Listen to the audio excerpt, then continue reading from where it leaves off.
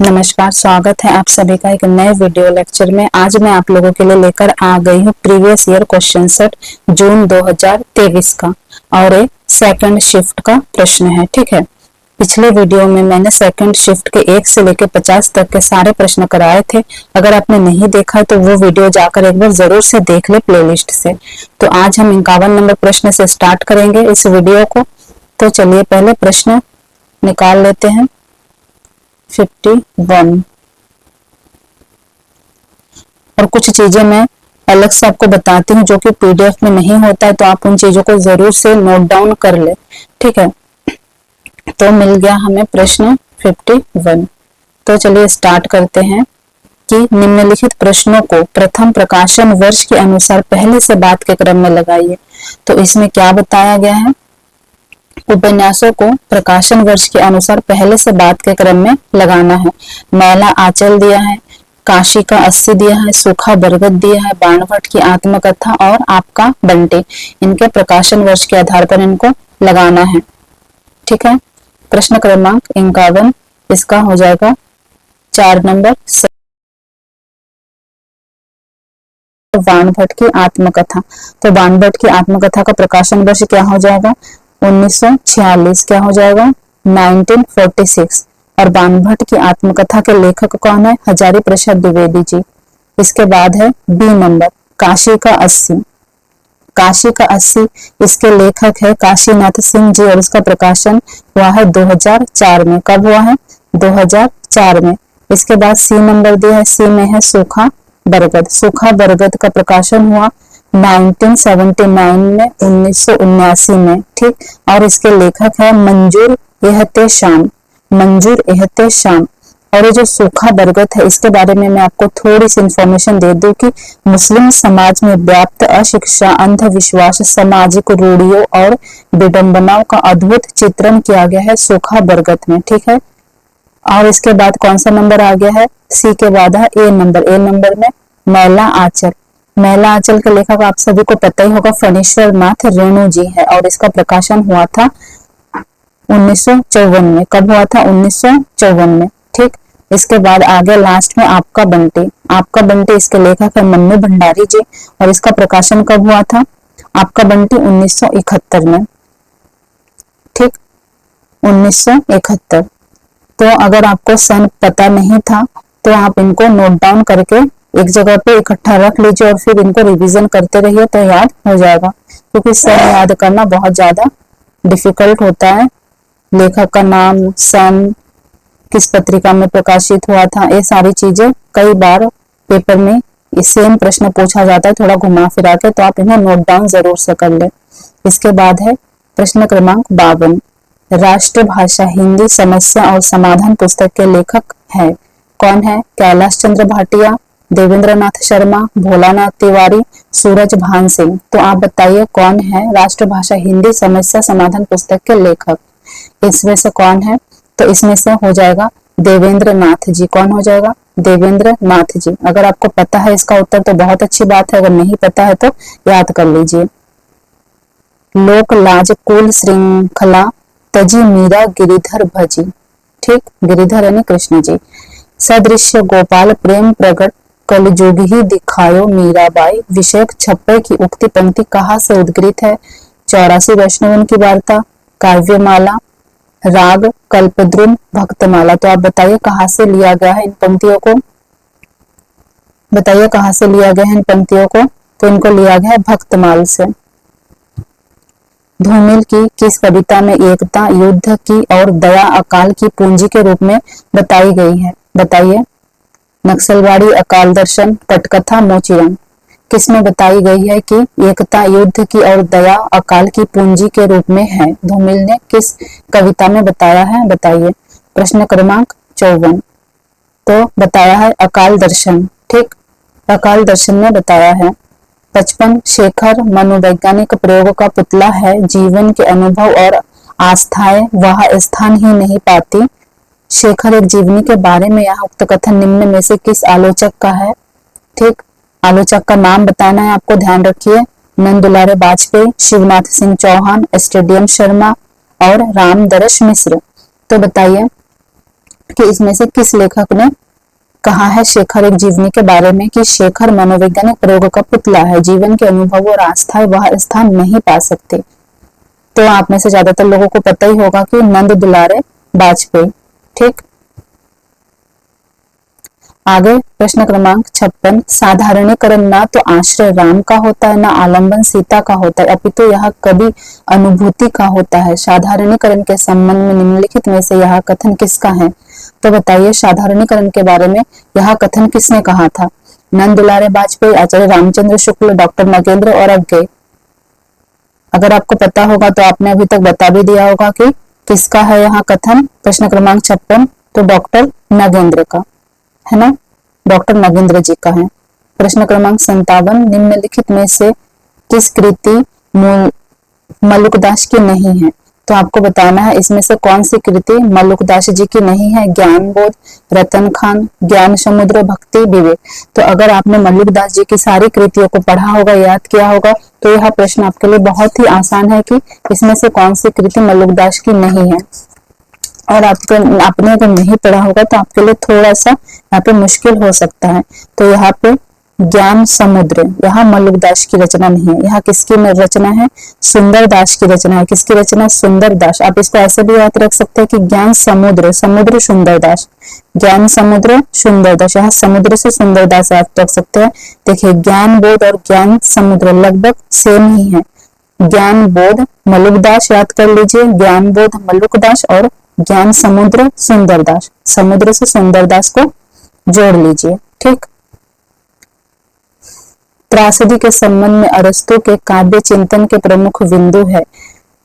त्रासदी के बारे में पूछा गया कि त्रासदी के बारे में अरस्तु जी के काव्य चिंतन क्या है। दूसरे किसी का नहीं पूछा गया है, किसका पूछा गया है? अरस्तु जी का पूछा गया है। तो यहाँ ध्यान में रखना है आपको कि अरस्तु जी का चिंतन धारा हमें बताना है यहाँ पे त्रासदी के बारे में। त्रासदी कार्य गंभीर, स्वतः पूर्ण और निश्चित आयाम से युक्त होता है।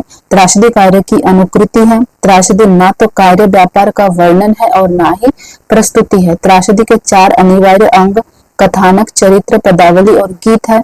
करुणा के द्वारा मनोविकारों का उचित विवेचन त्रासदी का कार्य होता है। तो इसमें से कौन कौन से कथन त्रासदी के बारे में अरस्तु जी ने कहा है या काव्य में चिंतन किया है? ठीक, ये आपको बताना है। प्रश्न क्रमांक 58, तो बताइए सोच के कि A B C D E में कौन कौन से कथन सही है। प्रश्न क्रमांक 58 बताइए। तो इसमें हो जाएगा 2, ए बी और ई। ठीक, ए बी और ई हो जाएगा। ए में है त्रासदी कार्य गंभीर, स्वतः पूर्ण और निश्चित आयाम से युक्त होता है। ठीक, बी में हो जाएगा त्रासदी कार्य अनुकृति है। क्या है? त्रासदी कार्य अनुकृति है। और ई में क्या है? करुणा के द्वारा मनोविकारों का उचित विवेचन त्रासदी का कार्य होता है। ये जो तीनों कोटेशन, तीनों कथन है अरस्तु जी ने अपने काव्य चिंतन में प्रस्तुत किया है त्रासदी के बारे में। अगर आपको ये कोटेशन याद है तो बहुत अच्छी बात है, अगर नहीं है तो आप इसे बार बार रिवीजन कीजिए, बार बार पढ़िए, बिल्कुल याद कर लीजिए। किसी भी तरह दिन में 10 बार पढ़िए लेकिन याद कर लीजिए, क्योंकि अरस्तु से बहुत सारे प्रश्न पूछे जाते हैं। बच्चन सिंह किस कहानी का पात्र है? ईदगाह अमृतसर आ गया, उसने कहा था राजा निर्वंशिया। बताइए बच्चन सिंह किस कहानी का पात्र है? तो अगर आपने पढ़ा होगा तो आपको पता ही होगा। अगर कहानी आपने सारा पढ़ लिया है तो आपको पता है कि बच्चन सिंह किस कहानी का पात्र है। राजा निर्वंशिया कहानी आपने जरूर पढ़ा होगा, आपके सिलेबस में है। और राजा निर्वंशिया कहानी में कौन है? बच्चन सिंह जी है ना। तो आगे बढ़ते हैं। प्रश्न क्रमांक 60, इसमें से कौन सी रचना लीलाधर जगोड़िया की है? तो अभी आपको बताना है कि लीलाधर जगोड़िया की कौन सी रचना है। इस यात्रा में दीवार पर खून से भय भी शक्ति देती है, रंग खतरे में, नाटक जारी है। तो फिर आप तभी बता पाओगे जब आपने लीलाधर जगोड़िया जी की सारी रचनाओं को पढ़ा होगा, याद रखा होगा, तो ही आप इस प्रश्न का उत्तर दे पाओगे, अन्यथा नहीं दे पाओगे। तो प्रश्न क्रमांक 60 देखते हैं, इसका सही उत्तर क्या हो जाएगा। इसका सही उत्तर 3 नंबर हो जाएगा, ए, सी और ई। अर्थात इस यात्रा में इसके बाद आ जाएगा भय भी शक्ति देती है और नाटक जारी है ना। इस यात्रा में भय भी शक्ति देती है, नाटक जारी है। ये सारी लीलाधर जगुड़िया जी की रचना है, और भी बाकी सारी रचना है वो भी आपको याद कर लेना है। ठीक, तो इसमें और कौन कौन सी रचना बच गई है? रंग खतरे में और दीवार पर खून। रंग खतरे में और दीवार पर खून किसकी रचना है? तो रंग खतरे में, डी नंबर, रंग खतरे में कुमार विकल की रचना है। लिख लीजिए आप लोग कि रंग खतरे में कुमार विकल की रचना है, और दीवार पर खून से चंद्रकांत देवताले की रचना है। चंद्रकांत देवताले की रचना है दीवार पर खून से। संस्कृति और सौंदर्य निबंध मूलतः निम्न में से किस रचनाकार पर आधारित है? हजारी प्रसाद द्विवेदी, विद्यानिवास मिश्र, रामदर्श मिश्र और विवेकी राय। चलिए जल्दी से बता दीजिए, बहुत ही आसान है कि संस्कृत के 4 अध्ययन निबंध निम्न में से किस रचनाकार पर आधारित है? तो बिल्कुल आसान है, हजारी प्रसाद द्विवेदी जी पर आधारित है। मनुष्य के अंदर पशुता बार बार प्रकट होती है। ये इतना ही पढ़ के आपको समझ में आ गया होगा कि ये कोटेशन कहाँ से लिया गया है। मनुष्य के अंदर पशुता बार बार प्रकट होता है, वह बार बार उसे नष्ट करने के लिए कोशिश करता है। निम्न में से किस निबंध में यह भाव प्रकट किया गया? उठ जाग मुसाफिर, संस्कृत और सौंदर्य, नाखून क्यों बढ़ते हैं और उत्तर फाल्गुनी के आसपास। तो आप में से ज्यादातर लोगों के मन में उत्तर आ गया होगा, तो इसका सही जवाब हो जाएगा नाखून क्यों बढ़ते हैं, प्रश्न क्रमांक 62। और इसके लेखक कौन है? हजारी प्रसाद द्विवेदी जी। कौन है? हजारी प्रसाद द्विवेदी जी हैं। ठीक, किस कहानी में मंगरोरी की व्यथा से सहानुभूति व्यक्त हुई है? मैं आपको बता दूं, मंगरोरी का अर्थ होता है मांग कर खाने वाले। मंगरोरी का क्या अर्थ होता है? मांग कर खाने वाले। तो किस कहानी में मंगरोरी की व्यथा या सहानुभूति व्यक्त हुई है? राही, कानों में कंगना दुलाई वाली, दुनिया का अनमोल रतन। तो राही कहानी में, किसमें? राही कहानी में। कहानी अगर आपने पढ़ा होगा तो आपको बिल्कुल याद आ गया होगा कि इसमें राही कहानी में मंगरोरी जाति अर्थात जो मांग के खाते, उनकी जीवन स्थिति, उनकी दशा परिस्थिति सब इतने मार्मिक रूप से व्यक्त किया गया है। प्रश्न क्रमांक 64। ईश्वर को पाने का एकमात्र उपाय यह है कि उसे उसकी सृष्टि में देखा जाए और इस सृष्टि से एकात्म स्थापित किया जाए। यह कथन किसका है? यह कथन किसका है? रविंद्रनाथ टैगोर, महात्मा गांधी, महर्षि अरविंद और बाल गंगाधर तिलक जी। तो बताइए किसका यहाँ कथन है? प्रश्न क्रमांक 64 महात्मा गांधी जी का कथन है। ठीक, कथन किसका है? महात्मा गांधी। बाल मुकुंद गुप्त द्विवेदी युग के रचनाकार हैं। और क्या यहाँ कथन सही है? आप बताइए सोच के। और दूसरा है बैसराल का कर्तव्य निबंध में गुप्त जी कहते हैं वह इसका यहाँ चिथड़ा पोष कंगालों का प्रतिनिधि होने का दावा रखता है कि प्रजा है क्योंकि उनमें इस भूमि में जन्म लिया है। विकल्पों में नीचे दिए गए विकल्पों से सही उत्तर चुनना है। तो जो 2 नंबर कथन है थोड़ा सा टेढ़ा है, समझने में समय लग सकता है, आप इसे 2-3 बार पढ़ लीजिए। तो बताइए कि कथन 1 और कथन 2 में से कौन सा सही है, कौन सा गलत है, या फिर दोनों सही है, ये आपको बताना है। प्रश्न क्रमांक 65। ठीक, तो इसमें हो जाएगा दोनों कथन सही है। ठीक है, बाल मुकुंद गुप्त द्विवेदी युग के रचनाकार है, बिल्कुल सही है। और दूसरा नंबर कथन दिया है कि बैसराय का कर्तव्य निबंध में गुप्त जी कहते हैं वह इसका यहाँ चिथड़ा पोष कंगालों का प्रतिनिधित्व होने का दावा रखता है कि प्रजा है क्योंकि उसने इस भूमि में जन्म लिया है। अब फिर से कथन आ गया है, अभिकथन और कारण पूछा गया। अभिकथन और कारण में संबंध बताना है। आचार्य हजारी प्रसाद द्विवेदी के अनुसार नाखून का बढ़ना मनुष्य की उस अध सहजता वृत्ति का परिणाम है जो उसके जीवन में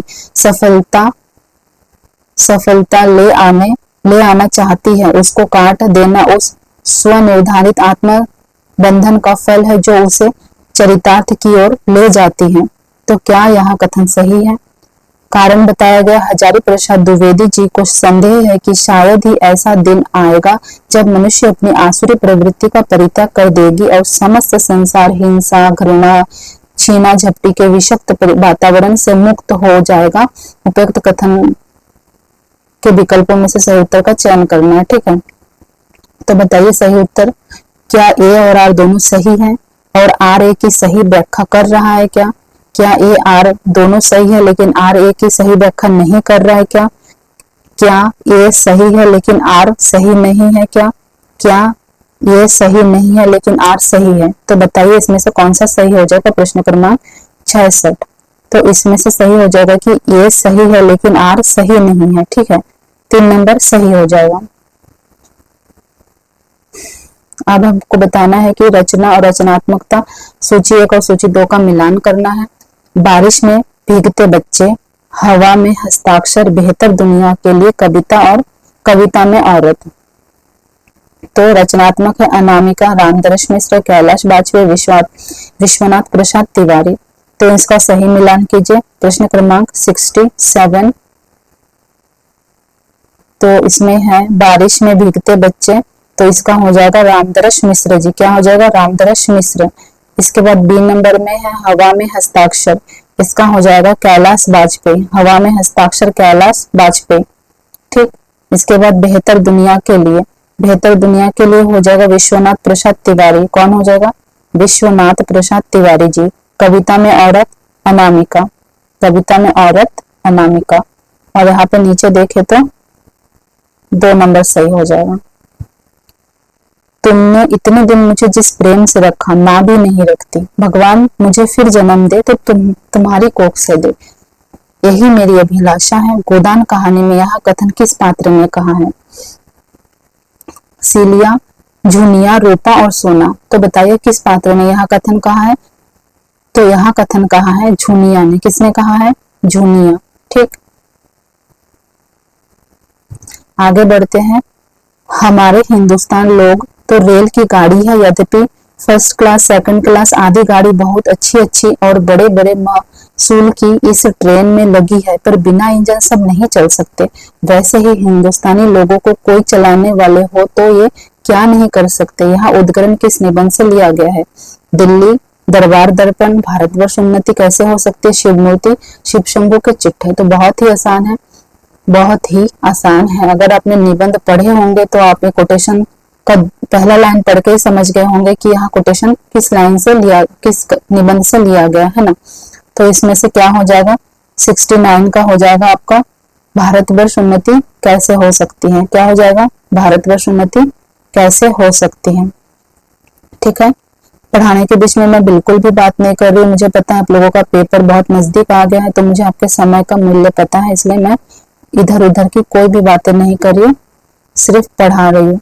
आप लोग भी ध्यान से पढ़िए। साकेत में प्रारंभिक 5 सर्ग किस पत्रिका से प्रकाशित हुए थे? तो आपको बताना है कि साकेत के प्रारंभिक 5 सर्ग किस पत्रिका से प्रकाशित हुए थे? माधुरी से, सुधा से, चांद से, सरस्वती पत्रिका से। तो बताइए बताइए आप लोग किस पत्रिका से प्रकाशित हुए थे साकेत के प्रारंभिक 5 सर्ग?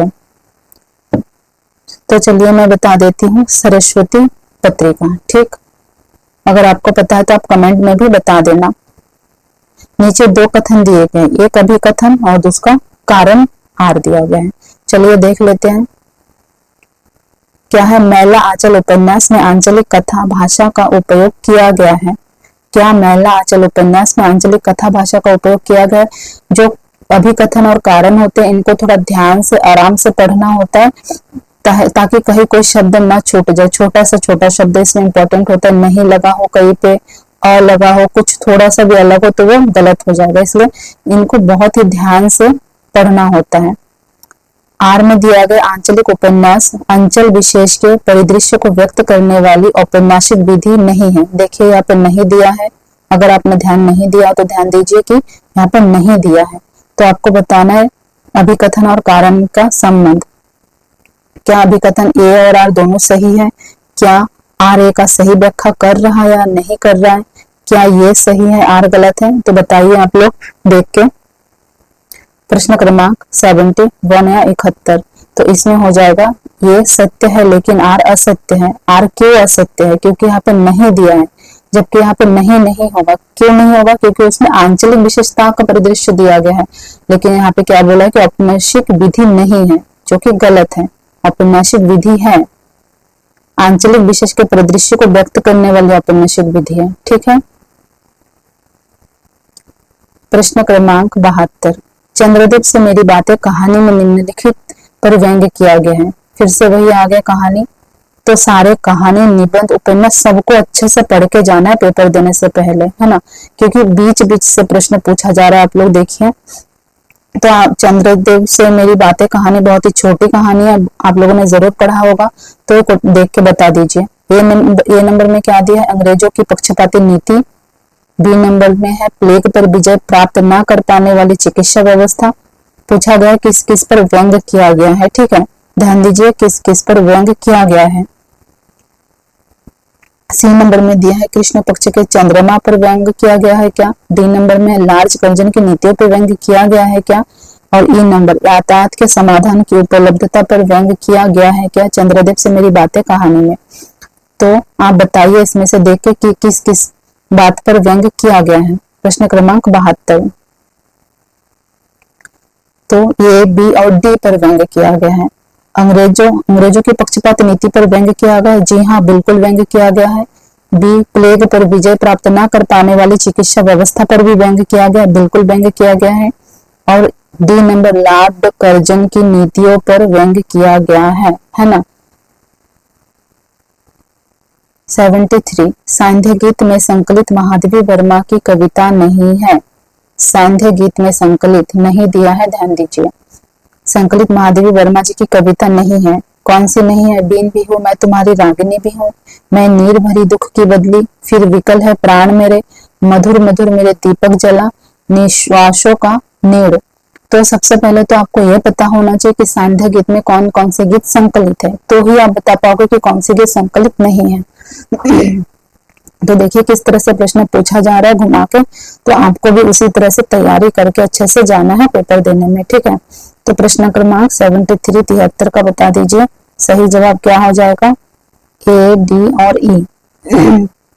तो ये बीन भी हूँ मैं तुम्हारी रागिनी भी हूँ संकलित नहीं है, ध्यान दीजिए। मधुर मधुर मेरे दीपक जला ये भी संकलित नहीं है, ठीक है। और निश्वासों का नीड़ ये भी संकलित नहीं है। फिर विकल है प्राण मेरे, मैं नीर भरी दुख की बदली बिल्कुल संकलित है, ठीक। कुंतकस्मत वक्रोक्ति के भेदों में से निम्नलिखित में से कौन सा एक नहीं है। फिर से यहाँ पे नहीं है बोला गया है, यहाँ पे थोड़ा नहीं पे ध्यान दीजिए। तो पद पूर्वार्ध वक्रता, प्रकरण वज्रता, अर्थ वक्रता, प्रबंध वक्रता। तो इसका सही जवाब क्या होगा, क्या पूछा गया, कुंतक सम्मत वक्रोक्ति के भेदों में से निम्न में से कौन सा एक नहीं है, मतलब एक नहीं है बाकी 3 है, ठीक। तो इसमें से कौन सा हो जाएगा, अर्थ वक्रता नहीं है, 3 नंबर हो जाएगा, अर्थ वक्रता नहीं है बाकी 3 है, पद है, प्रकरण है, प्रबंध है, ठीक। प्रश्न क्रमांक 75, मैथिली शरण गुप्त के संबंध में निम्नलिखित कथनों पर विचार कीजिए।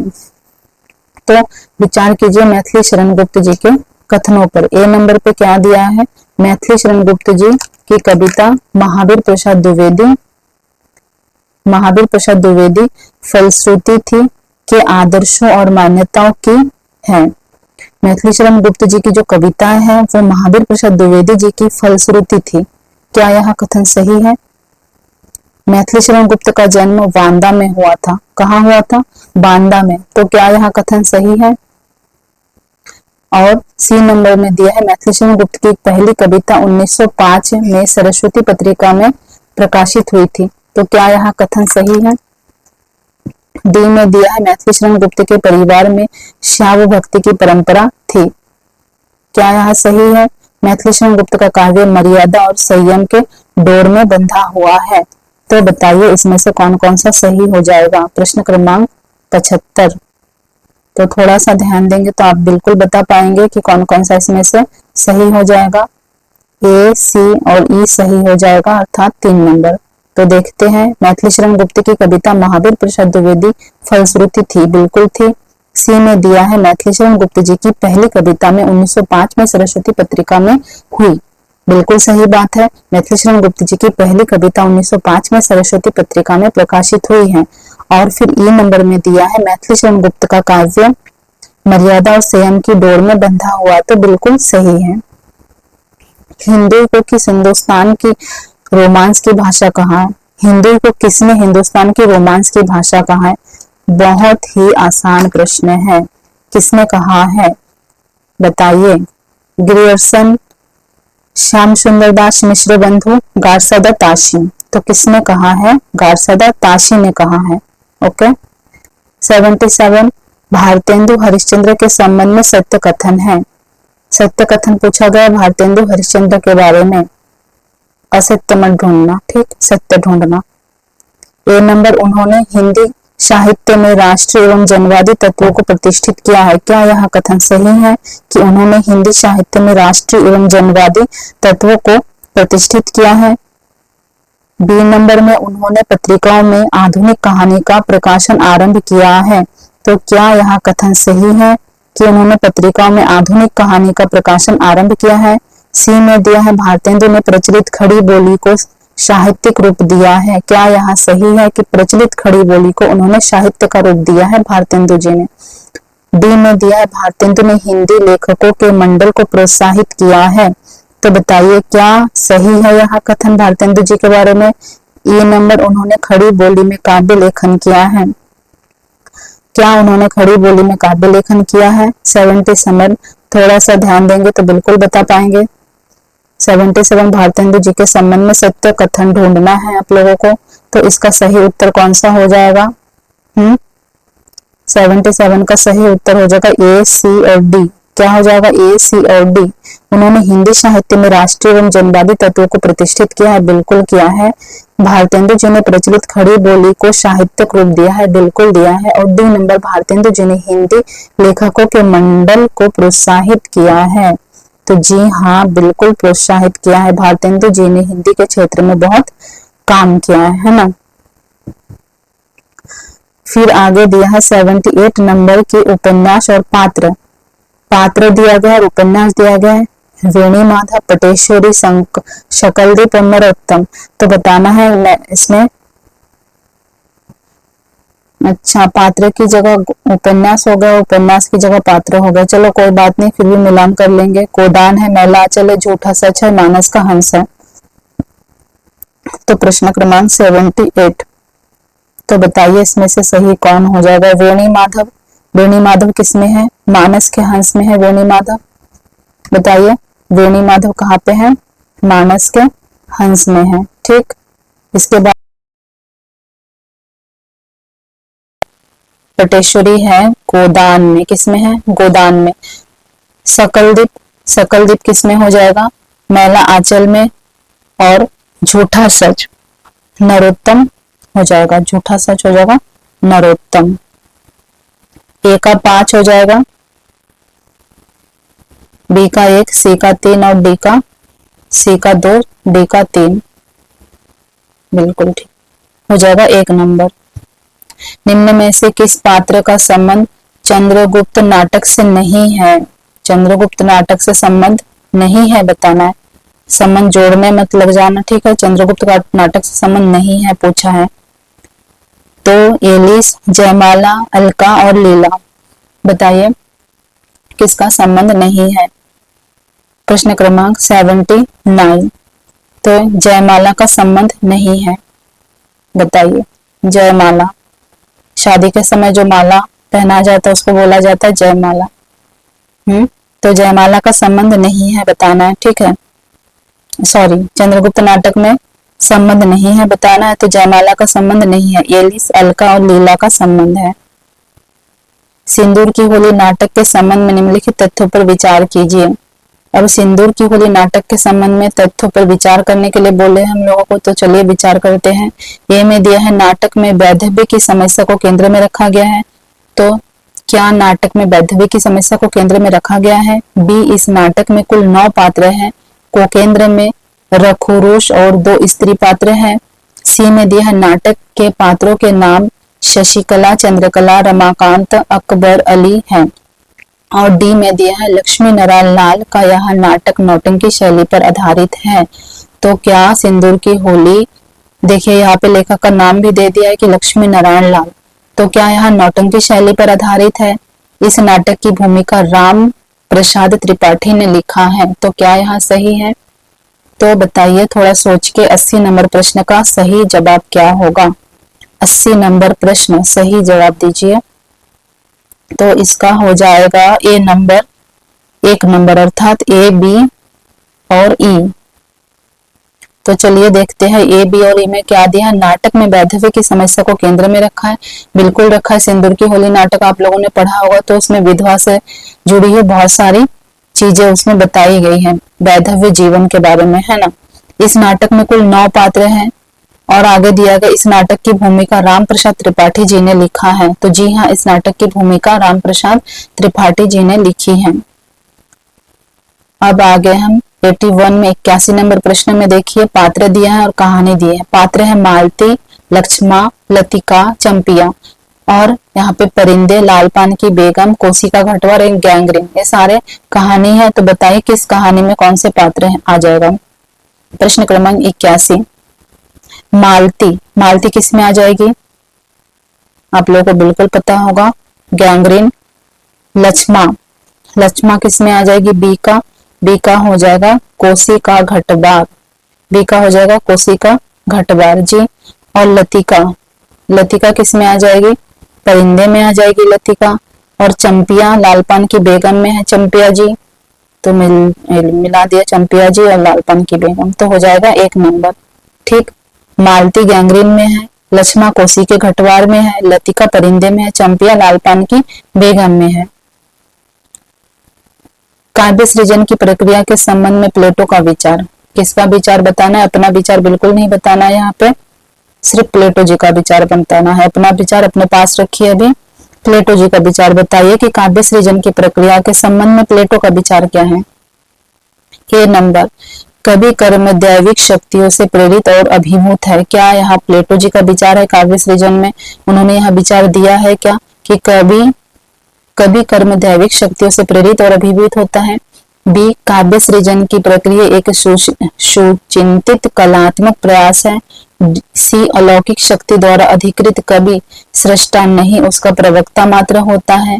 डी, दैविक अनुकंपा के बिना कोई कवि नहीं हो सकता। ई, कविता मनुष्य के भावों को उद्दीप्त नहीं करती। तो बताइए इसमें से कौन कौन सा प्लेटो जी के विचार हैं, कौन कौन से इसमें से प्लेटो जी के विचार है, बताइए। तो 72 नंबर का क्या सही जवाब होगा, इसमें हो जाएगा ए वाला, अर्थात ए नंबर।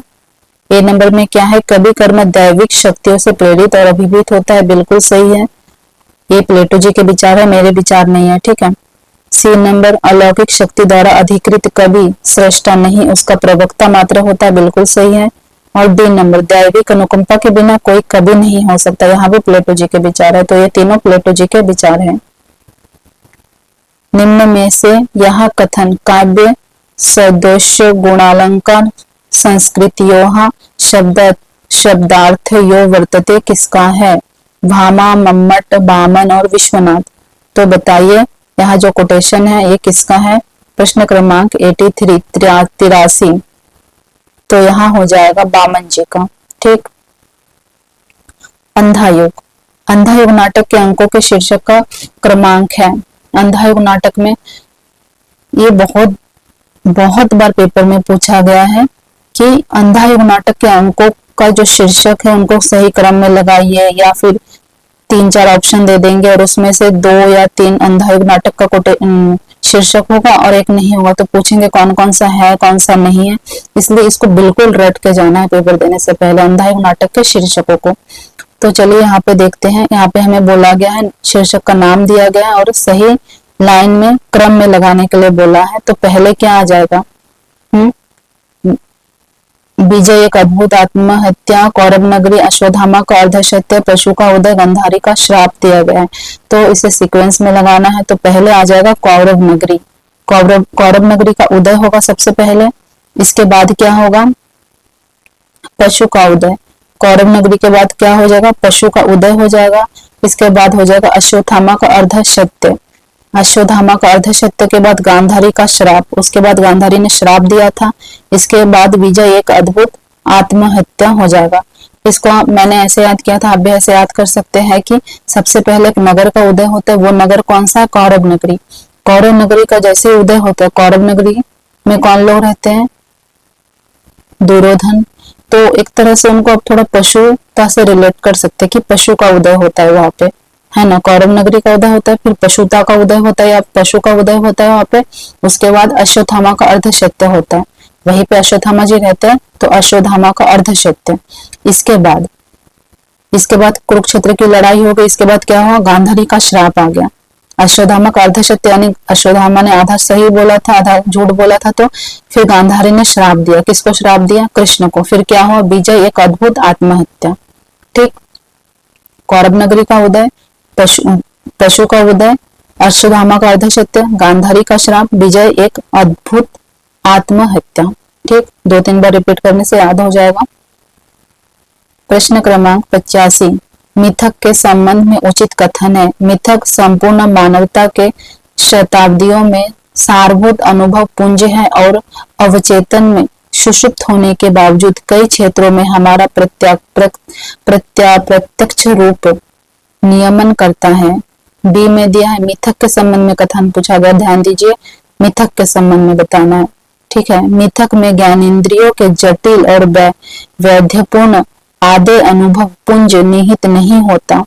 सी में दिया है बच्चन सिंह के अनुसार मिथकों में अति प्राकृत तत्व, अनुष्ठान, आख्यान, बिंब और प्रतीक 5 तत्वों को ग्रहण किया जा सकता है। प्रतीक, इन 5 तत्वों को ग्रहण किया जा सकता है। कौन कौन सा? अति प्रकृति तत्व, अनुष्ठान, आख्यान, बिंब और प्रतीक। ठीक। हिंदी में मिथक के लिए पुरावृत्त, पुराकथा, पुराख्यान आदि शब्द प्रयुक्त होते हैं। ई में है समाज शास्त्रियों के अनुसार मिथक सामाजिक व्यवस्था के संरक्षण तथा संचालन के लिए नहीं गढ़े जाते।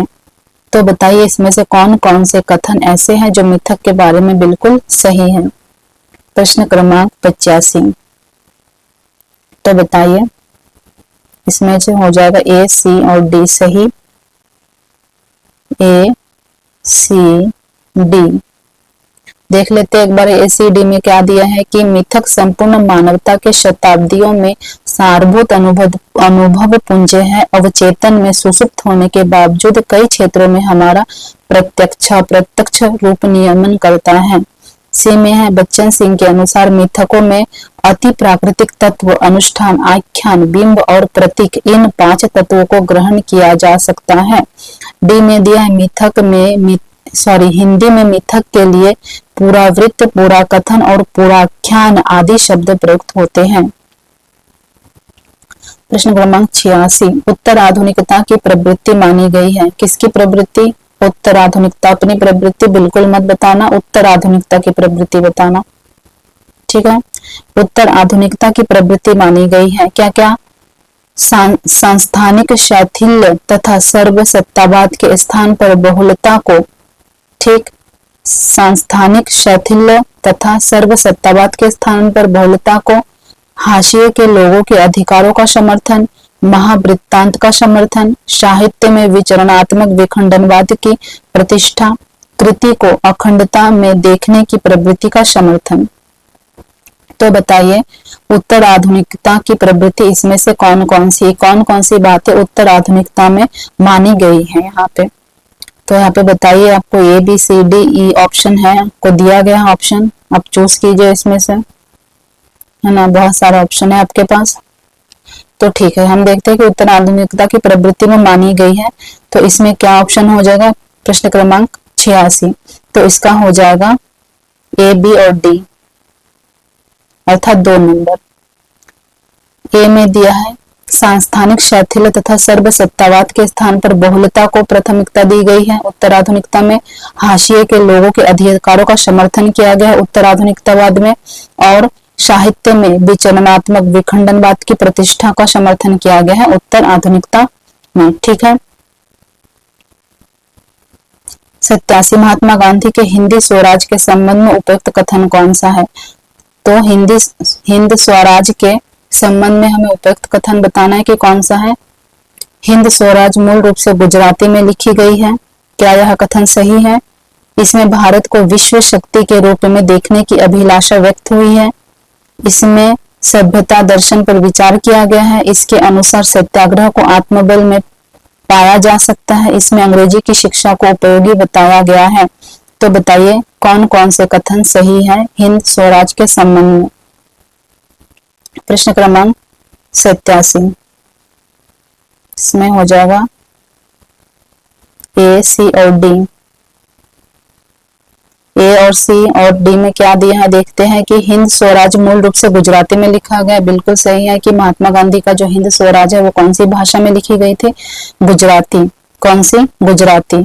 ठीक, गुजराती में लिखी गई थी, याद रखना है। और सी में है इसमें सभ्यता दर्शन पर विचार किया गया है। और डी में इसके अनुसार सत्याग्रह को आत्मबल में पाया जा सकता है। सत्याग्रह को कहाँ पाया जा सकता है?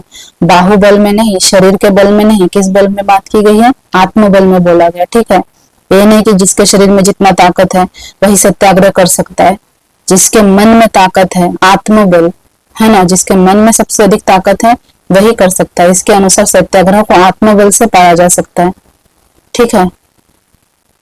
मनोविश्लेषण संबंधी चिंतन अल्फ्रेड एडलर का समय कौन सा है? 1870 से 1924, 1875 से 1961, 1856 से 1939, 1870 से 1937। तो अल्फ्रेड एडलर का समय बताइए। अल्फ्रेड एडलर का समय बताइए। अल्फ्रेड एडलर का समय है 1870 से 1937। कहां से? 1870 से 1937। ठीक, अल्फ्रेड एडलर 1870 से 1937। ठीक। शक्तिशाली को विजयी बनो, शक्तिशाली हो विजयी बनो, यह आह्वान कामायनी के किस सर्ग में है? अब आ गया कामायनी का सर्ग। श्रद्धा सर्ग, लज्जा सर्ग, ईरा सर्ग, आशा सर्ग। तो हम कामायनी में आ गए हैं और आप बताइए कि शक्तिशाली हो विजयी बनो यह आह्वान कामायनी के किस सर्ग में किया गया है? तो यहाँ किया गया श्रद्धा सर्ग में। किसमें? श्रद्धा। निम्न में से कौन अज्ञेय द्वारा रचित कहानी नहीं है? तो हमें नहीं है देखना है। नहीं पे थोड़ा ध्यान दीजिए कि अज्ञेय द्वारा रचित कहानी नहीं है। निम्न में से कौन सा है? निम्न में से कौन सा अज्ञेय द्वारा रचित कहानी नहीं है? विपथगा, नदी के द्वीप, शरणार्थी, जयदोल राम। तो बताइए प्रश्न क्रमांक 90 का। तो विपथगा यहाँ जो है नहीं है अज्ञेय जी की। बाकी जो नदी के द्वीप, शरणार्थी और जयदोल राम अज्ञेय जी की कहानी है। ठीक है। विपथगा अगर आपको पता है तो आप कमेंट में जरूर बताइए कि किसकी कहानी है। अगर नहीं पता है तो सर्च करिए और फिर बताइए, ढूंढिए और फिर बताइए कमेंट पे। और बाकी जो आगे के 10 प्रश्न हैं हमने 90 तक कर लिया है। बाकी आगे के और जो 10 प्रश्न हैं वो क्या है? अपठित गद्यांश से है। पहले वो अपठित गद्यांश करना होगा, फिर उसके प्रश्नों को हल करना होगा। तो मैं इसमें अपठित गद्यांश नहीं कराऊंगी। अगर आप लोगों को अपठित गद्यांश पढ़ना है, हिंदी साहित्य का पढ़ना है, तो आप क्या कीजिए, मुझे कमेंट करके बताइए, फिर मैं उसका अलग से क्लास ले आऊंगी जिसमें बहुत सारे, जैसे कि 1-2 घंटे का क्लास ले लूंगी। 8-10 अपठित गद्यांश आप लोगों को करा दूंगी एक ही क्लास में। ठीक है। तो आज के लिए इतना ही। क्लास आप लोगों को कैसा लगा, समझ में आ रहा है, नहीं आ रहा है, जैसा भी है आप लोग मुझे कमेंट करके जरूर बताएं, ताकि मुझे भी पता चले कि आप लोगों को क्लास कैसा लग रहा है। और जो बच्चे पढ़ रहे हैं, तैयारी कर रहे हैं, उनको ये क्लास जरूर से शेयर कर दें और चैनल को सब्सक्राइब कर लें। और धन्यवाद, मिलते हैं अगले वीडियो में। ठीक।